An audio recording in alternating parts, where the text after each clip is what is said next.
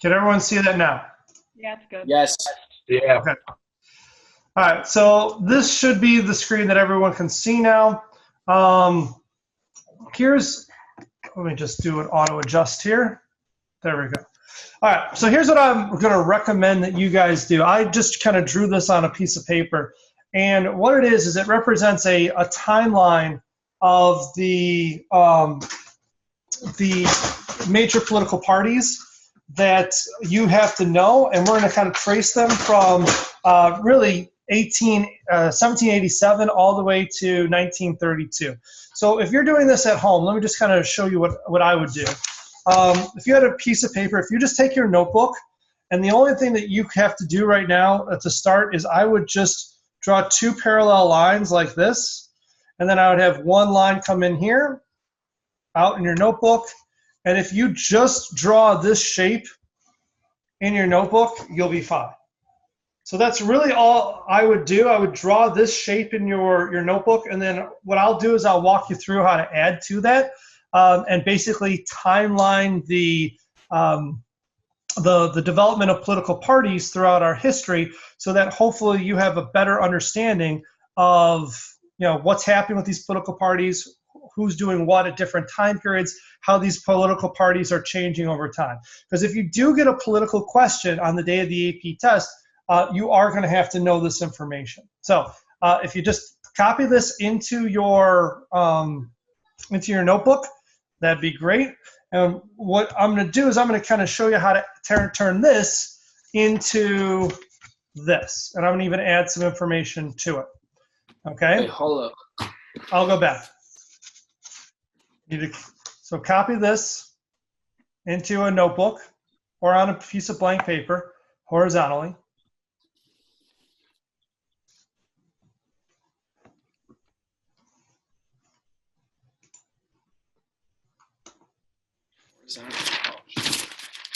I'm going to try to show you how to turn this into a history of political parties.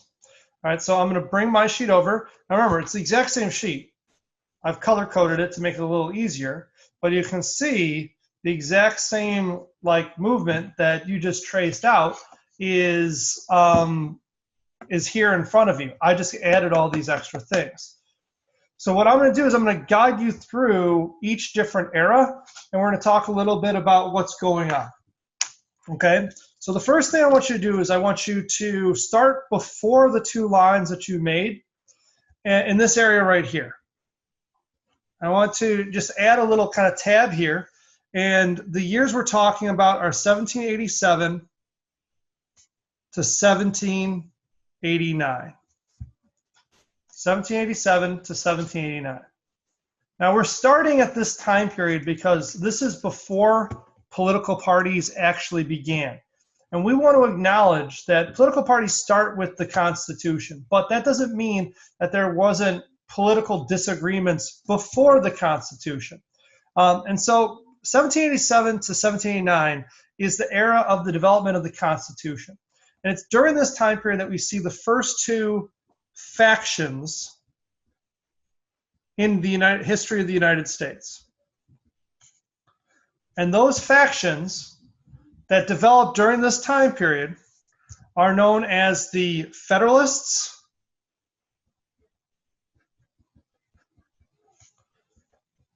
and the Anti-Federalists. Now, it is important to note that these are not parties.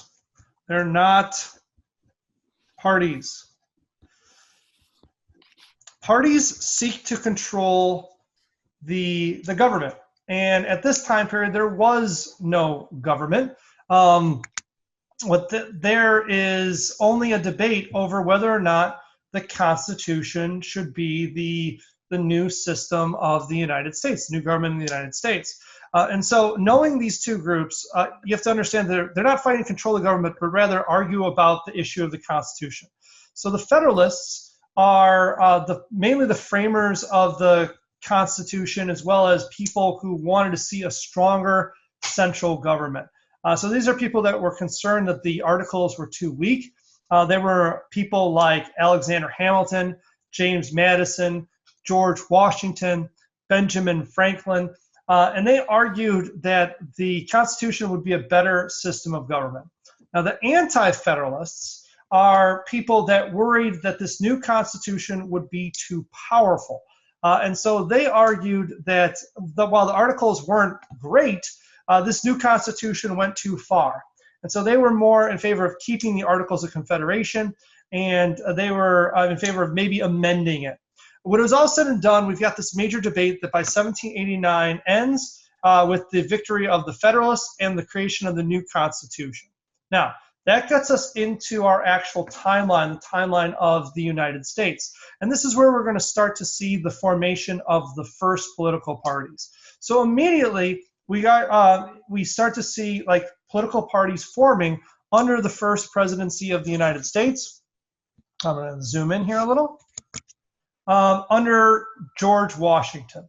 All right, so the first parties form in our first era here, and our first era is going to go from 1790 to 1824. And in that time period, we see two major political parties forming, the Federalist Party and the Democratic Republicans. Now, these parties are formed over differences that are really arising from the French Revolution, as well as differences that are arriving over the power of the central government, and specifically, the finances, how we should deal with finances. So what I'm going to do is I'm going to just write out kind of a comparison between the Federalists and the Democratic Republicans during this time period. Okay, so you might want to make notes of this as well. So I'm going to just zoom in a little. So let's talk about the Federalists versus the Democratic Republicans. So on one side, you've got the Federalists, and on the other side, you've got the Democratic Republicans, which I'm just going to shorten here as DR. So what are the biggest differences between them? Well, I said there's a number of issues that were separating these two original political parties.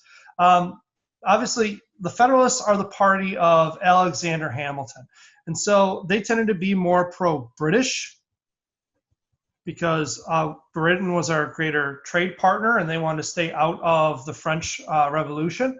They wanted a stronger central government.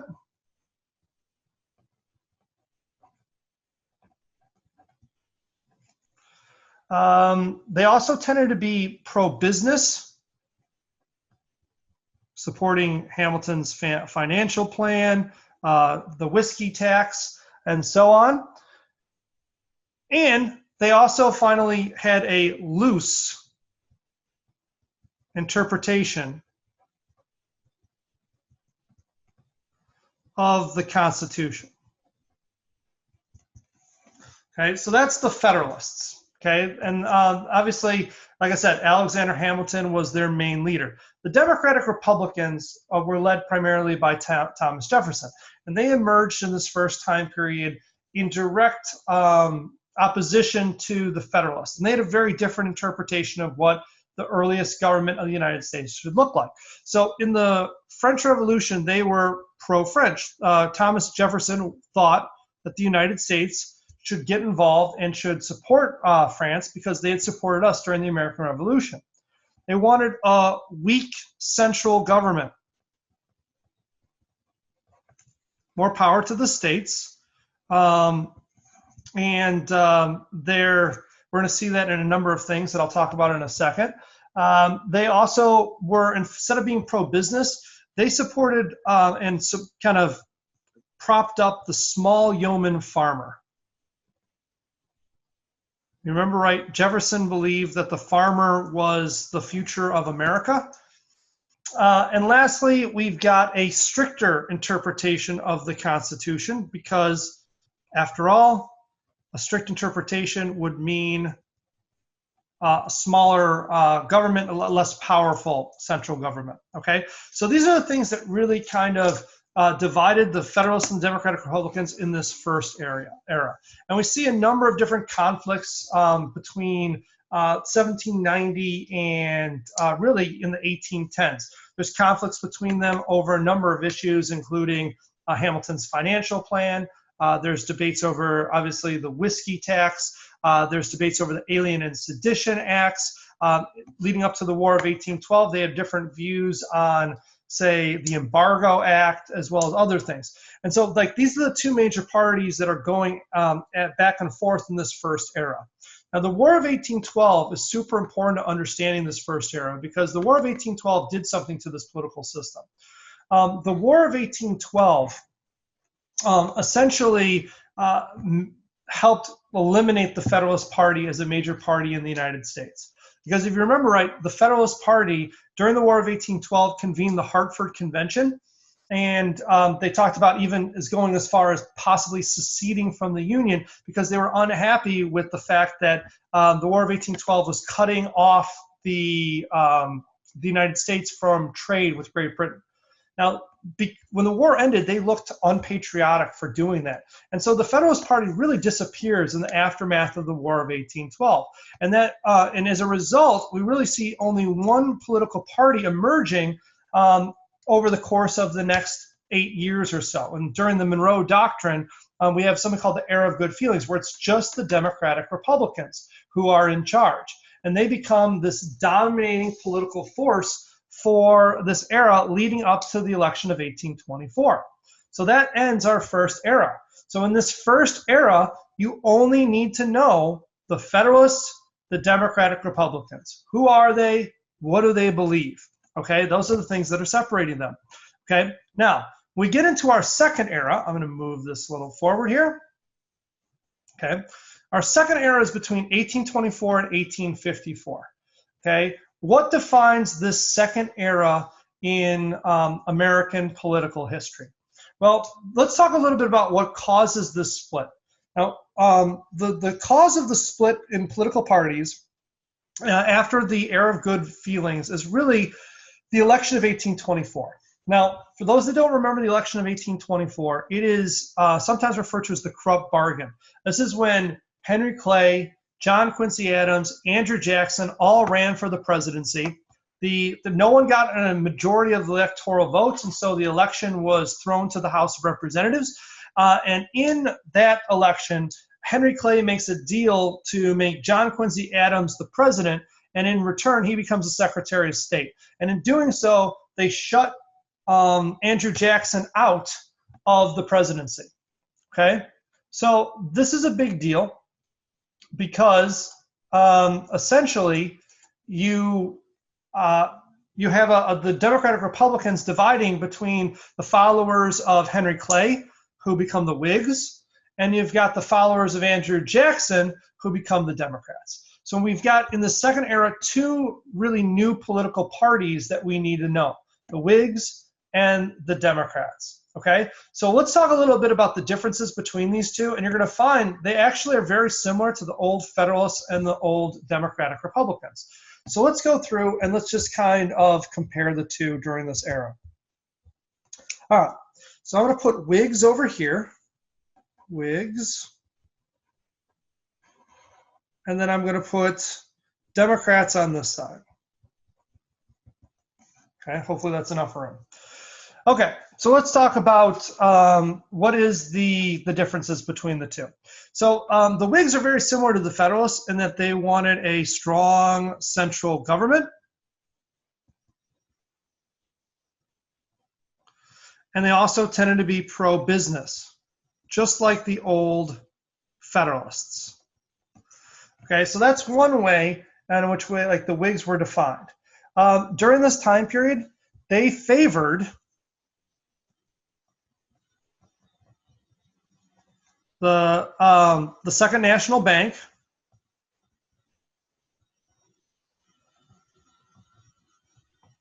I don't know, hopefully we can see that. I know it's not the clearest. Let me see if I can try to zoom in and make this a little clearer. Hopefully. Okay. During this time period, they favored the Second National Bank. They also favored the American system. They were for the American system, which was the system that was created by Henry Clay. So that makes sense. And they also wanted internal improvements.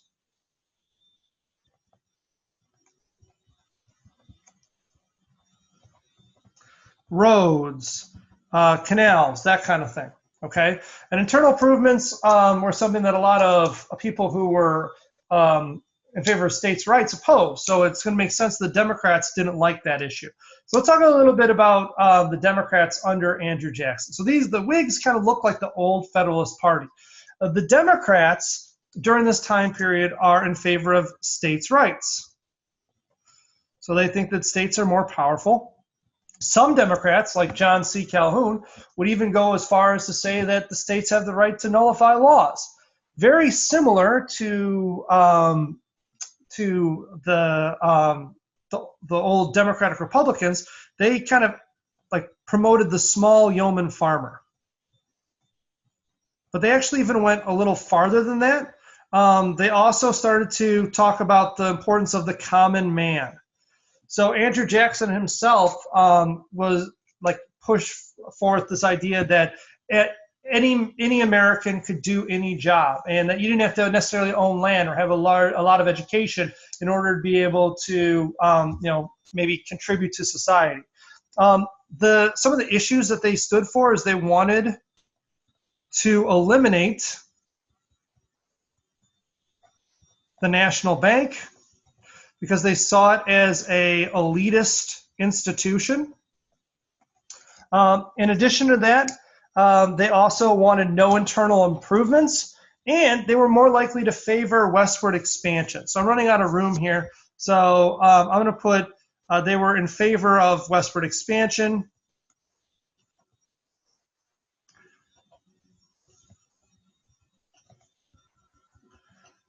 But note for yourself that they also opposed internal improvements because they thought that was a threat to states' rights. All right, so these are the big issues that are dominating this time period. And we can see this, if we go, I'm gonna zoom out a little. There we go, okay.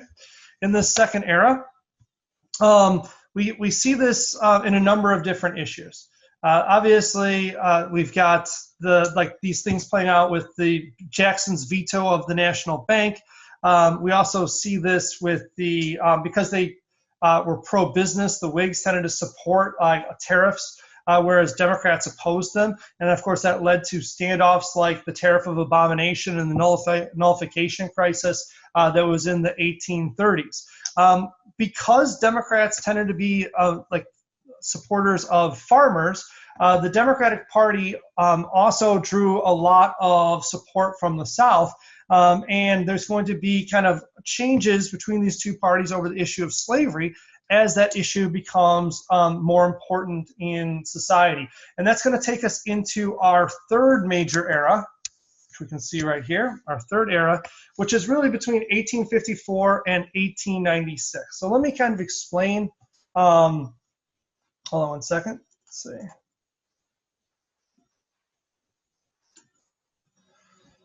So let me kind of explain to you a little bit about what kind of defines this third era between 1846 and so on. Let me just sit here. So going back over here so you can see the whole thing. By 1854, the Kansas-Nebraska Act took place, and there had been a number of different third parties that had popped up in the 1830s and the 1840s, some of them more important than others. For example, in the 1840s, with the growth of immigrants that were coming in, you've got the Know Nothing Party that's coming. In the 1830s, as the abolitionist movement starts to gain momentum, we got the Liberty Party that's calling for the complete and total abolition of slaves. We also see something called the Moderate Party that's emerging. And the Moderate Party, I'm sorry, not the Moderate Party, the Free Soil Party. The Free Soil Party is a more moderate party. And the Free Soil Party emerges in the 1840s with the goal of stopping the spread of slavery.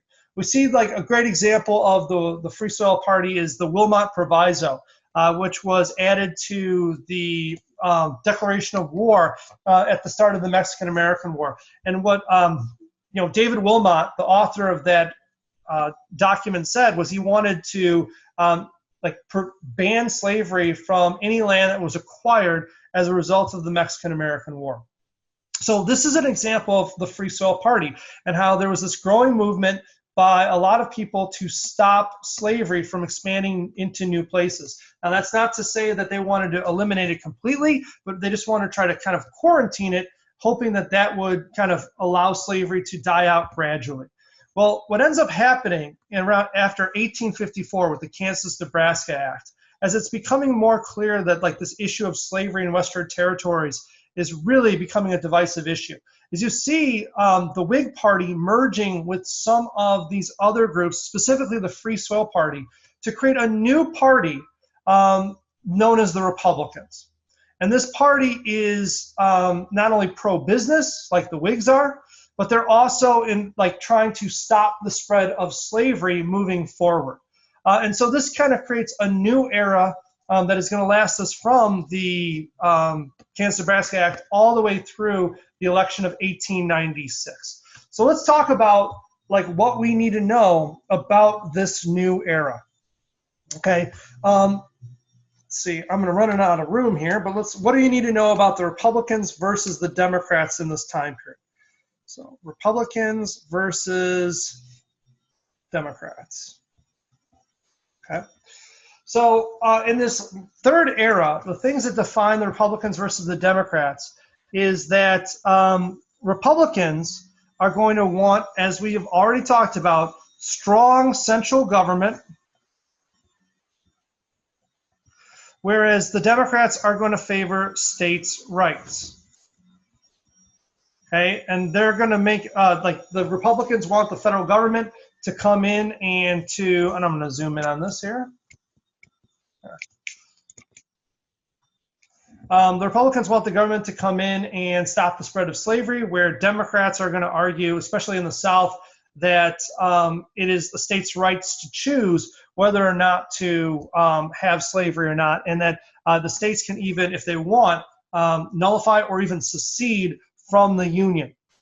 The Republicans are still going to be pro-business. That's from their Whig background, whereas the Democratic Party is going to be like representing the interest of farmers, but increasingly they're going to be representing the interests of slaveholders in the South who want to protect slavery. They're also going to see, obviously, a big differences on like the views of slavery. So the Republican Party is going to become the anti-slavery party, whereas the Democratic Party wants to maintain that institution.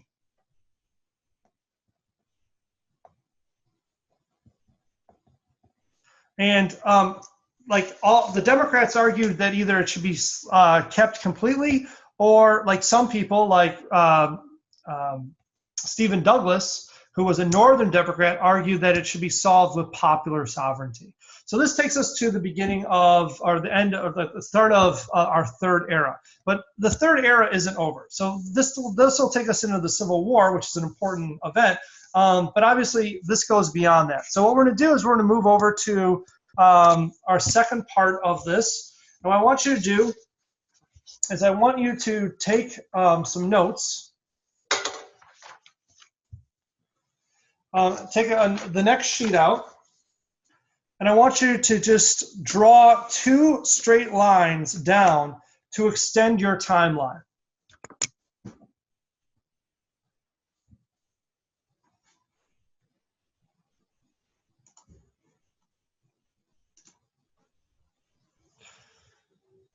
So what we're going to do is we're going to pick up where we left off, and I'm going to try to explain how these political parties continued in each of these eras. And so we're still in the same era. We're in the third era, but obviously things are going to change after the Civil War is over. So I just want to go through that with you together. And all you just have to do in your notes is draw these 2 lines, and we'll start going through it. So let's begin by like just putting an end at the beginning here, the end of the Civil War. So the Civil War lasted from 1861 to 1865. It was fought over those issues that we just talked about that separated these political parties.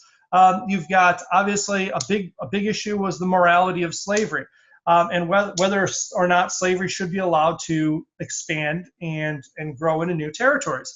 The Republicans argued that it shouldn't, that it should remain where it is, and abolitionists argue that it should even be completely eliminated, whereas Democrats said that it should be able to be spread anywhere, or at the very least, we should use popular sovereignty to determine what areas would have slaves and what areas would be free. In addition to that, there's also arguments over states' rights, which we see worked out from the Civil War.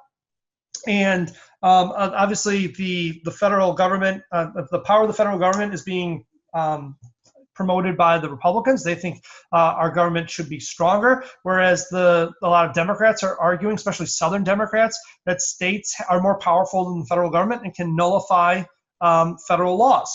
So like these issues, as well as others, are going to lead to the Civil War. When the Civil War is over, there are still issues that remain that define this third period between the Democrats and the Republicans. So let's talk about what that is. In the aftermath of the Civil War, we have an era of Reconstruction from 1865 to 1877, in which the United States is trying to figure out how it's going to rebuild itself after the war is over, because of so much of the country's been destroyed. And it's this issue of how do you bring the country back together. And then there's, after that, between 1877 and 1901, there's the Gilded Age emerging, in which we really start to see Second Industrial Revolution kind of ramping up. So this time period is defined by Reconstruction, the Gilded Age, and let's also not forget this idea of the Second Industrial Revolution, in which the United States is going from a largely agricultural society to all of a sudden now a industrial society, where we're going from a country where a majority of Americans made their living on farms to all of a sudden a majority of Americans making their living in a factory. Okay, and that's a huge change. So what do we need to know about the differences between Republicans and Democrats in this era? Well, as before, there are some consistencies. So let's go through those. Republicans here, Democrats over here. So the pro-business, pro-agriculture is going to be a consistent part of these two political parties. So the Republicans are going to be pro-business, whereas the Democrats are going to remain largely for farmers. But they also start to emerge as the group for the working class.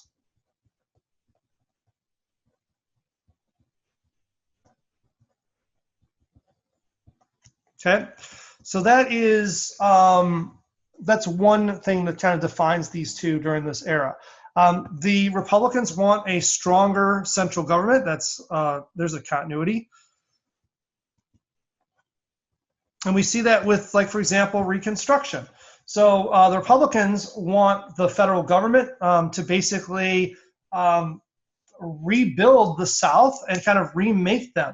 And the central government under the Republicans in Reconstruction becomes basically a force for establishing new rights that didn't exist before this time period, giving African Americans not only ending slavery, but giving them citizenship, and then giving them the right to vote.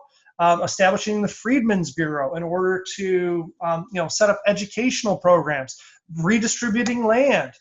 So like there was a push for stronger central government, especially by radical Republicans. They're also pushing for protective tariffs and the government, like the building of the Transcontinental Railroad and other things like that. You've got the Democrats during this time period still advocating for states' rights. In fact, they resent to a high degree the Republican influence in the South after the Civil War. And that's going to be a major source of conflict. The Republicans in the aftermath of the in the aftermath of the Civil War are going to look to expand citizenship, specifically of African Americans, as we see them pushing for African American like voting rights, obviously granting citizenship to African Americans in the form of the 14th Amendment. whereas the Democrats, who are primarily located in the South, want to try to restrict this expansion of citizenship, especially to African Americans, and they see that as a threat to their own power. So they're going to be fighting to stop the expansion of that citizenship.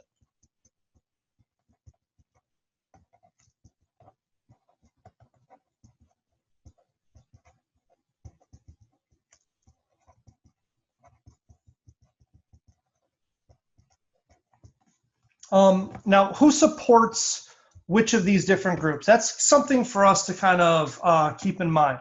So the Republicans at this time period would have been mainly Northerners, immigrants, and African Americans.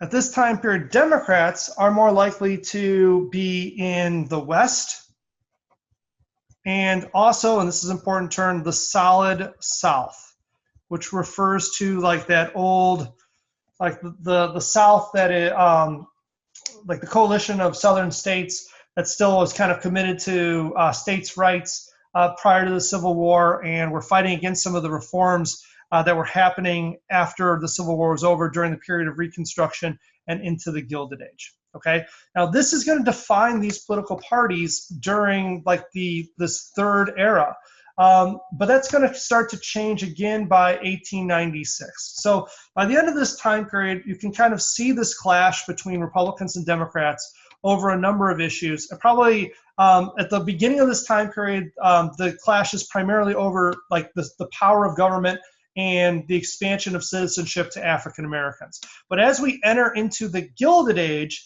that conflict becomes more about this issue of pro-business on one side, in this case the Republicans, and maybe I should, sorry, write that down. This is the Republicans. More. And then the more pro-working class, that is the Democrats. So the Republicans, if you remember right, represent business. So they're in favor of like large corporations. They support laissez-faire. They support the growth of the railroads. They want tariffs, and they feel like that business should be the drivers of the United States. The Democrats are going to support more farmers, and they're wary of the growth of big business, especially after Reconstruction in the Gilded Age. And we see that some important third parties emerge during this time period. One of the most important is the Populist Party, who we can see right here. And the Populist Party is created to really be concerned over like the growing influence of railroads, and especially their influence over farmers. And so the Populist Party by 1896 merges with the Democratic Party. And we have this election in 1896 that kind of brings these issues to a head. Business on one side with the Republicans versus the working class and farmers on the other side. Now, in the election of 1896, it's McKinley, who's the Republican candidate, versus William Jennings Bryan, who is the Democratic candidate. It pits business and urban America, represented by the Republicans, versus farmers and workers, represented by the Democrats, against one another. And in that election, the Republicans win. McKinley becomes the president in the election of 1896, and this signals a change or a major shift in power in the United States from rural America, which had traditionally been the Democratic Party, to urban and industrial America, which is now the Republican Party. And we see that in our fourth era. So in our fourth era lasts from 1896. Let me pull that down here. Change that. Okay. Good. 1896 to 1932.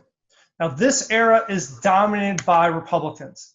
And it's also like an era of some other key events that are going to be important, which is the Progressive Era primarily, World War the Roaring '20s, and it'll take us all the way through, like, really the start of the Great Depression.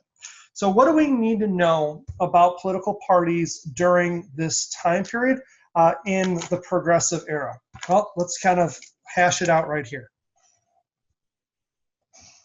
Okay. So on the one hand, you've got the Republicans. Put this right here so we can see.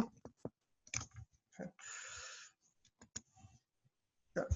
So we got one hand, we got the Republicans, and on the other hand, we've got the Democrats.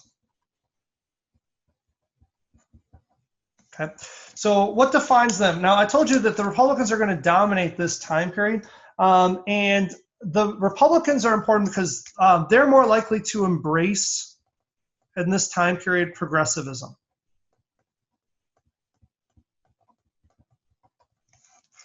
Okay, Teddy Roosevelt is the president who turns progressivism into a national movement. When he becomes the president after the death of McKinley in 1901, his square deal is what kind of makes progressivism something that is national. They're going to be more urban and pro-business, as they have been.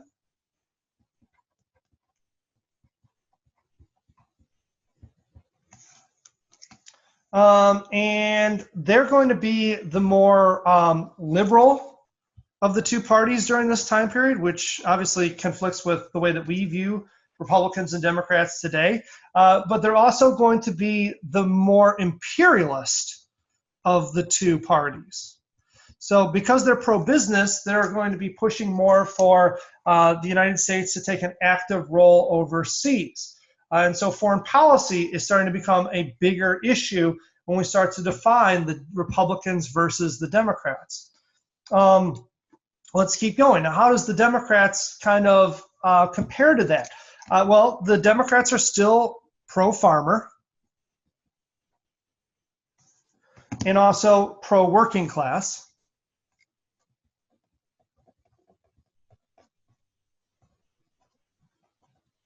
Okay.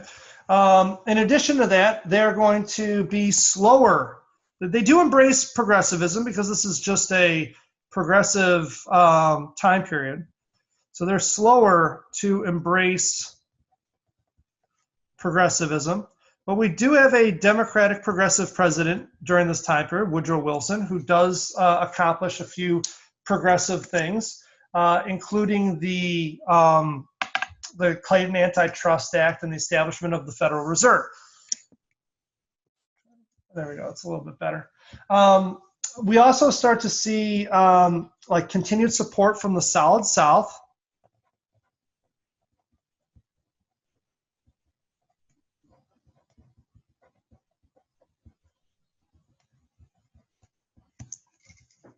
And they're more likely to be anti-imperialist.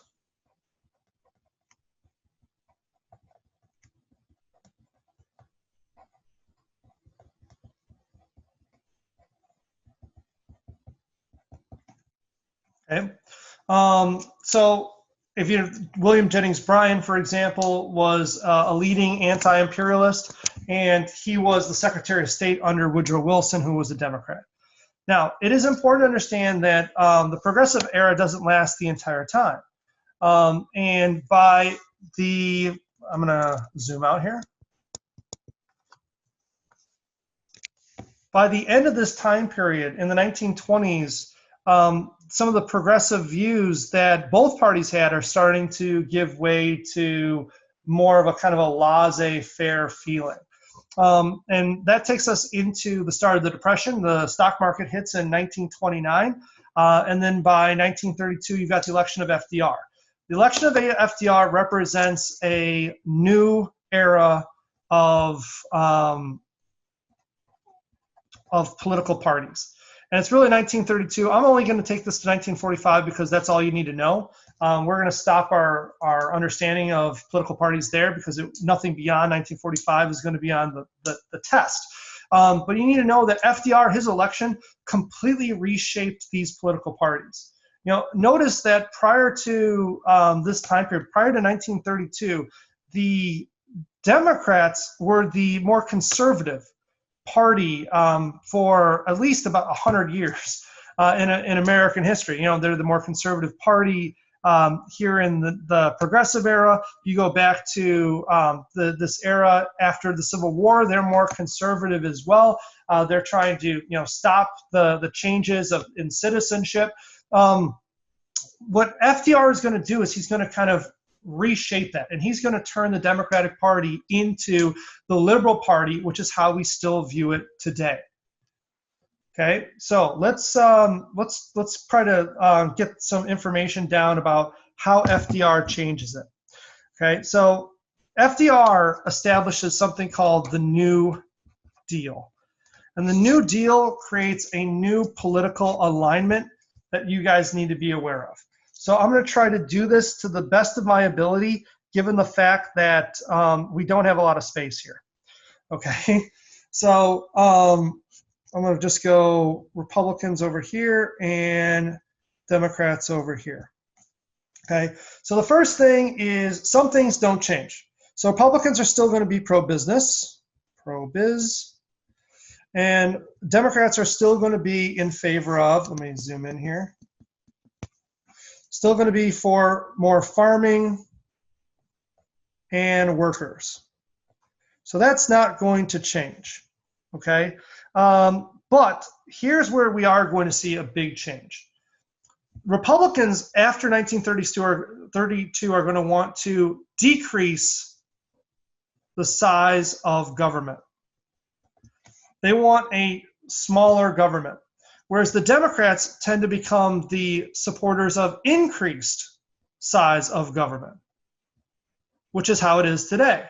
That all comes from the New Deal. The New Deal is a democratic program. And in the New Deal, FDR is creating all these different reforms to try to deal with the Great Depression. Establishment of organizations like the WPA, the NRA, the FDIC, Social Security, and the CCC, all these different programs that we've talked about. And so the Democratic Party becomes the party of larger government, whereas the Republican Party becomes the party of smaller government during this time period. The Republicans, because they're pro-business, want less government regulation, whereas the Democrats want more government regulation. So the Democrats are arguing that we need to regulate the stock market. We need to regulate like the banks, whereas Republicans want less of those things because that kind of coincides with their pro-business stance.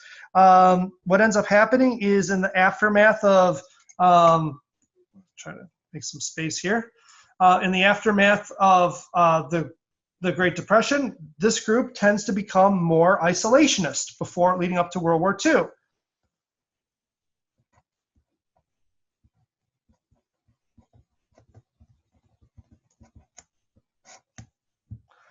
And they also tend to become more conservative.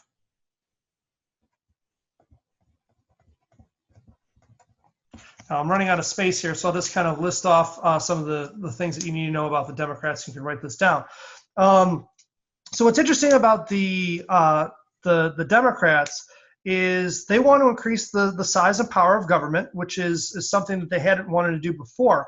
And in addition to that, they create a new coalition, and you should know this. So I will write this down. There's the New Deal coalition that is established by FDR. And what it does is it links the old Solid South that had traditionally been supporters of the Democratic Party, but then it flips African Americans who had traditionally voted for Republican to the Democratic Party. Because the Democratic Party under the New Deal is offering like programs and opportunities for African Americans that the Republican Party wasn't offering. And so like that kind of creates this new coalition of working class, the Solid South, African Americans, and liberals all under the Democratic Party under the New Deal. And this is going to become the way that the Democrats and Republicans are configured all the way up through 1945. All right, so that is a history of political parties. There we go.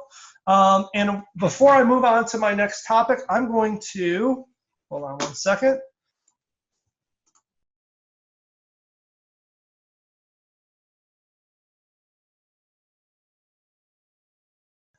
So here's what I want you guys to do next. So get your notebook out again.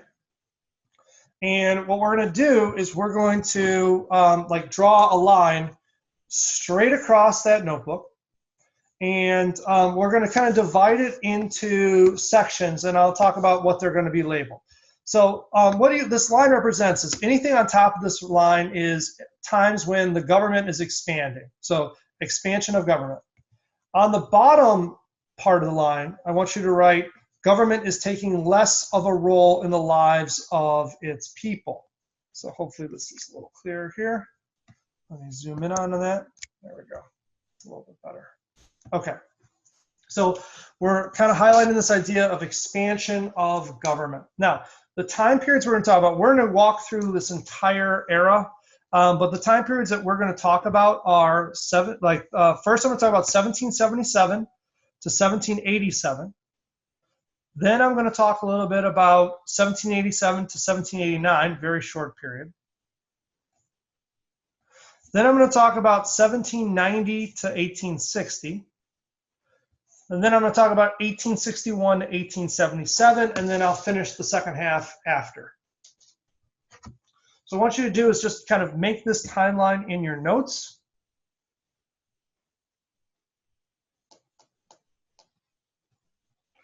And we're going to walk through it together. Okay. So in different eras, what you have to understand is that throughout different eras, sometimes our government is getting smaller, sometimes our government is increasing. You need to distinguish when each is happening. So in what eras is our government getting bigger, and in what eras is our government getting smaller? Okay, so I'm going to kind of walk you through this process for our entire periods that are on our test, periods 3 through 7. Okay, so I'm going to begin at the very beginning, and I start with 1777 to 1787 because this is sometimes referred to as the critical period. And it's called the critical period because it's that time in between the end of the American Revolution, or the American Revolution is being fought all the way through the creation of our Constitution. And what you have to understand is that as far as our government is concerned, in this era from 1777 to 1787, the defining government, the Constitution that ran the United States, was known as the Articles of Confederation. Okay, so the Articles of Confederation represents a decrease in the size of government. You know, we were coming from a government that was more powerful under Great Britain, and here we have a government that is incredibly weak. Okay, so how weak was the Articles of Confederation? Well, the following things: they couldn't tax. Should know that. They had no power to tax. They had no army.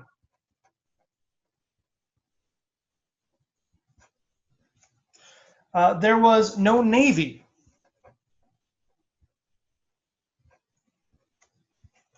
They had no power to regulate trade.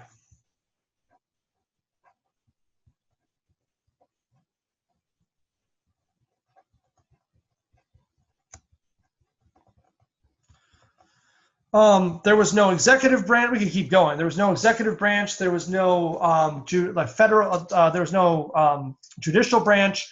They couldn't stop disputes between states. They pretty much could not do anything.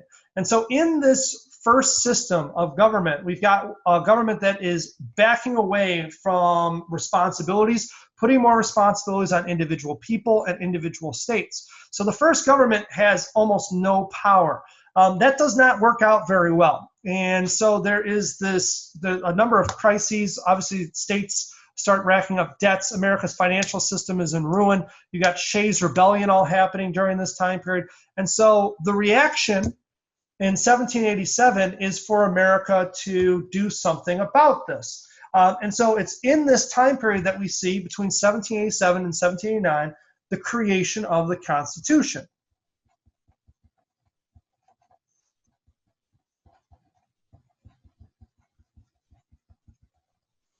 Now, the Constitution represents a major change from this time period because it is an era in which all of a sudden now the government has an executive branch. There's a president. There's a judicial branch. They have the power to tax. They have the power to regulate trade. The amount of powers that are given to this new government are significant compared to the old system. And so we see that as an expansion of power over here.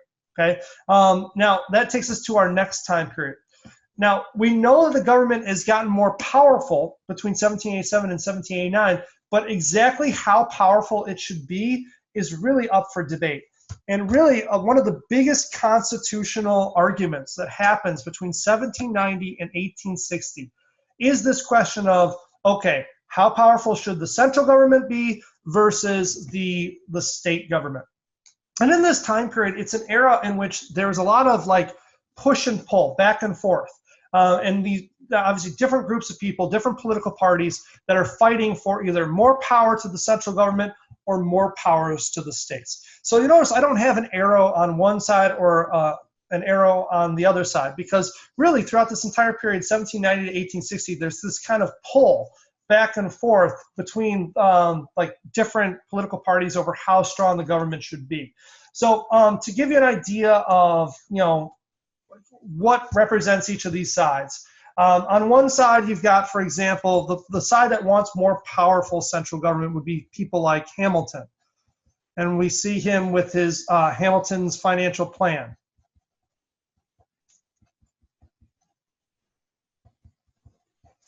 Wants more powerful government, and wants a looser interpretation of the Constitution. You've got the, like later on in that second era of political parties that we talked about, you've got Henry Clay. And Henry Clay is advocating for the American system. He wants a new national bank, and he wants internal improvements. He's arguing that the government should play a more larger role in creating tariffs. So all of this is represented on this side, and the Whigs in general also represented a stronger central government, which we talked about. Now on the other side of this, you've got this issue of Jefferson, who's arguing for more power to the states. He opposed Hamilton's financial plan. He's the same person who wrote the Virginia and Kentucky resolutions, arguing a compact theory that says that states can nullify laws if they want. You've got the Democratic Republicans supporting that concept.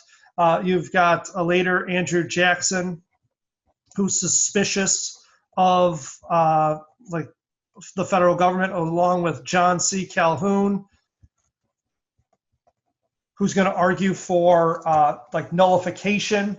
And the Democrats in general, they're all supportive of states' rights. So really when we're talking about this era, it's this idea of, central power versus states' rights. Okay? And really, the thing that finally solves this issue is the Civil War. The Civil War determines whether or not the compact theory and whether states have the right to secede, whether they have the right to nullify laws, and as it turns out, they don't. The federal government is more powerful than the states. And that's one of the things that comes out of the Civil War. And then, so in the era after the Civil War, we've got a massive expansion of the size of government. So how is the government expanding in the Civil War and its aftermath? So as I said, the Civil War answers that question of who's more powerful. And it determines this idea that the federal government is more powerful than states.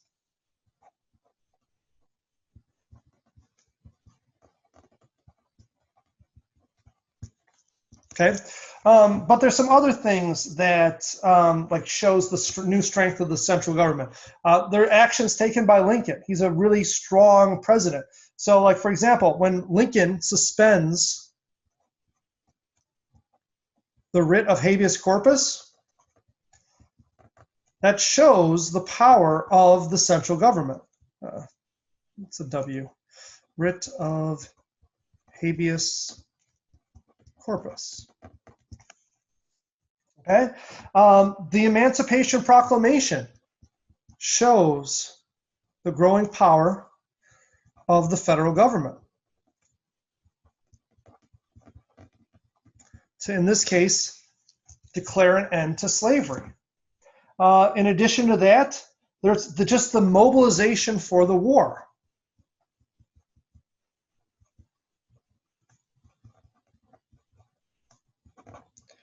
So as part of the mobilization for the war, there's a draft. That draft obviously represents a growing power of the central government. And then there's also Reconstruction itself. So Reconstruction is also something that demonstrates this massive increase in the power of the federal government. So out of Reconstruction comes like the Reconstruction Act of 1867.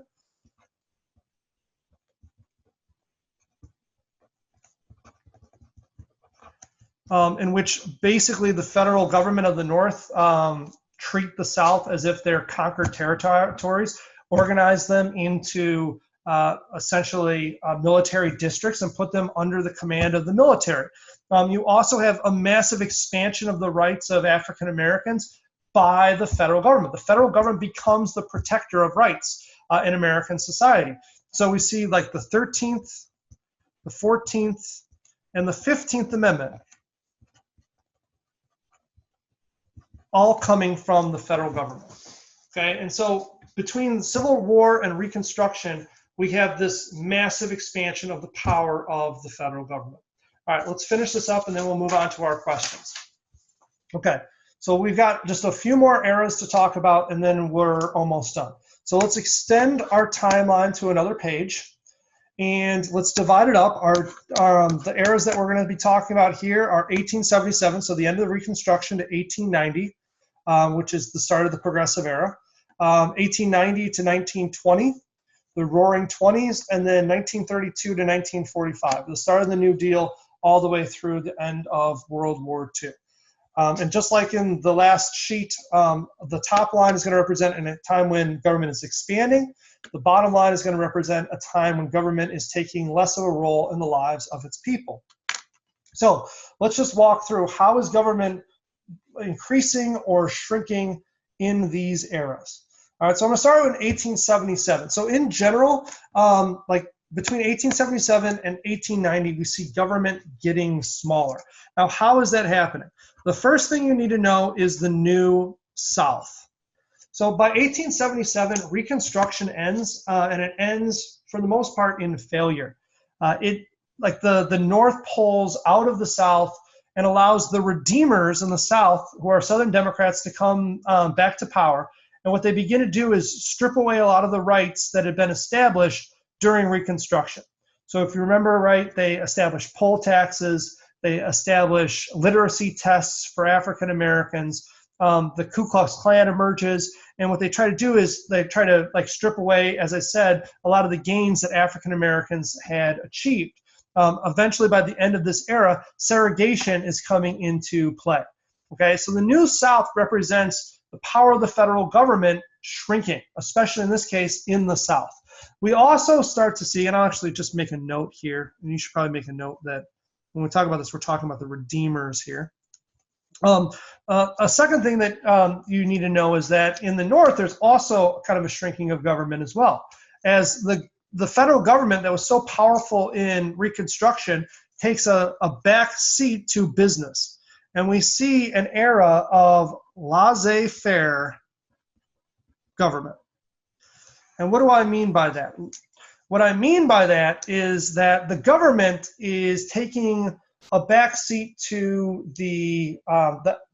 to business during this time period. If you guys remember right, we didn't really talk a lot about the presidents during this era. And the reason we don't really talk a lot about the presidents during this time period is that the presidents aren't the leading figures in society. Sure, I mean, you might know Grover Cleveland. You might know him. You might know all about the accomplishments of Ulysses S. Grant. But the reality is that the more notable figures during this time period are Rockefeller, Carnegie, J.P. Morgan, and so on. A laissez-faire means that the government really is they're helping business, but they're not really regulating business. They're allowing business to kind of drive what's happening in the United States.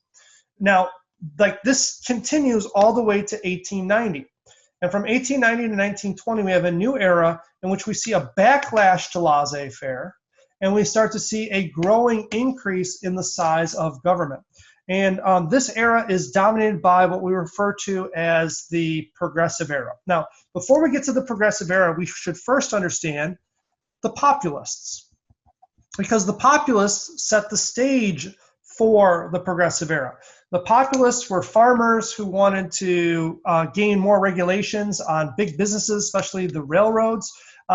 They wanted a government to have more of they wanted the people to have more direct say over government. They wanted the government to regulate business to a higher degree.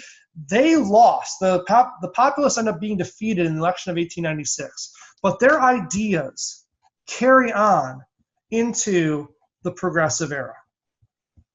And the progressives kind of take up the ideas of the populists. Now, to remember, what is the difference between the two? Populists are going to be mainly farmers. They're going to be people and they're going to be rural Americans who want to see these changes. Progressives tend to be middle-class urbanites. And under the progressives, we see the Square Deal under Teddy Roosevelt, which is his 3 C's: conservation, consumer protection, control of corporations. So those are his 3 C's, and that's the Square Deal. We've got consumer protections in the form of the establishment of the FDA. You've got the breaking up of monopolies with the Sherman Antitrust Act.